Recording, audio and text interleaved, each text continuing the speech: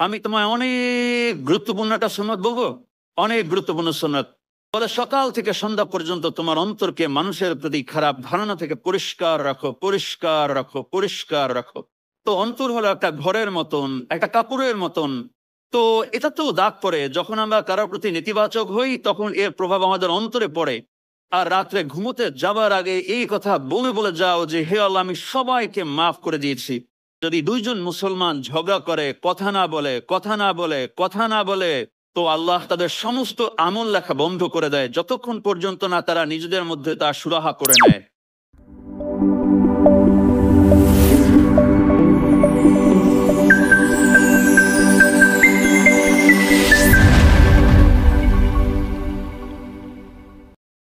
আমার নবী বলে, হে আমার পুত্র আনাস, তোমায় এক দারুণ সুন্নত বলছি, দারুণ সুন্নত। হাদিসটা ঠিক এভাবে উল্লেখ নেই, তবে আমি ওয়াজ করার সাথে আমি আমার নিজের মতন করে উপস্থাপন করছি, কিন্তু অর্থ সে একই। হ্যাঁ, আমার পুত্র আনাস, তোমার হাদিসটা শোনাচ্ছি।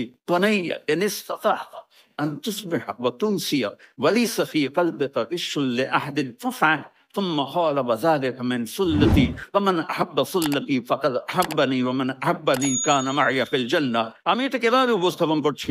আমার পুত্র আনাস, তোমায় এক দারুণ মর্যাদাপূর্ণ সুন্নত বলছি, বৃহত্তর তরজমা।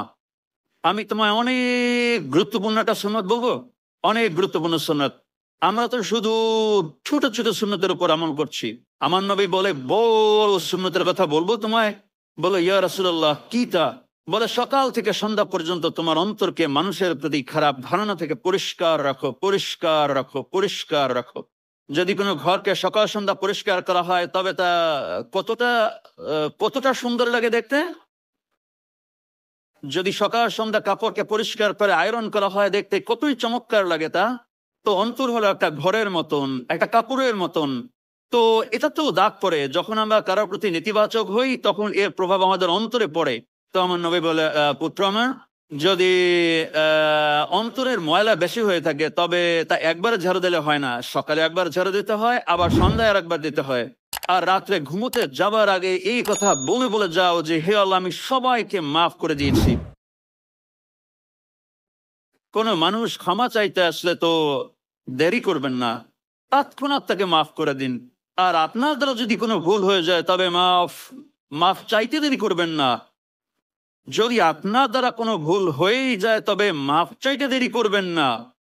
আর আপনার উপরে কেউ অত্যাচার করে ক্ষমা চাইতে আসলে তাকে ক্ষমা করতে দেরি করবেন না, তবে আল্লাহর রহমতের ছায়ায় থাকবেন।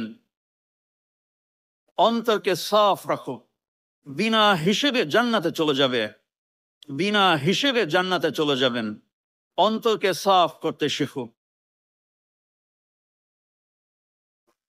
নিজের অন্তরকে পরিষ্কার রাখো। দেখো না, যদি ঘরকে পরিষ্কার না রাখা হয়, তবে কতই না দুর্গন্ধ আসে, আর পরিষ্কার রাখলে কতই না চমৎকার লাগে। অন্তর তোমার ঘরেরই মতন। আল্লাহ আপনার কাছ থেকে এমনটাই চায়, সকাল সন্ধ্যা আপনি আপনার অন্তরকে পরিষ্কার রাখুন। ইয়া আল্লাহ, আমি কারো প্রতি নারাজ নই। যদি এই ময়দানে এমন কেউ থেকে থাকো যাদের সাথে কারোর সম্পর্ক ভালো নেই, ভাই ভাইয়ের সাথে, স্বামীর সাথে, বন্ধুর সাথে, স্ত্রীর সাথে, চাচার সাথে, ভাতিজার সাথে, কারোর সাথে যদি দুঃসম্পর্ক থাকে, হাত জোর করে বলছি, সব সুরাহা করে নাও। স্বয়ং আমার নবী বলে, যদি দুইজন মুসলমান ঝগড়া করে, কথা না বলে, কথা না বলে, কথা না বলে, তো আল্লাহ তাদের সমস্ত আমল লেখা বন্ধ করে দেয়, যতক্ষণ পর্যন্ত না তারা নিজেদের মধ্যে তা সুরাহা করে নেয়। তো নিজের অন্তরকে শক্ত করো, মাফ করে দাও, নিজে গিয়ে ক্ষমা চাও। ক্ষমার জন্য নিজেকে যতটা শক্ত হতে হয় হও। আল্লাহর কসম, আমার নবী বলে, যদি মাফ চাওয়াতে নিজের ইজ্জত কমে যায়, তবে তা আমার থেকে নিয়ে নাও। মাফ চাওয়াতে সম্মান কমে না।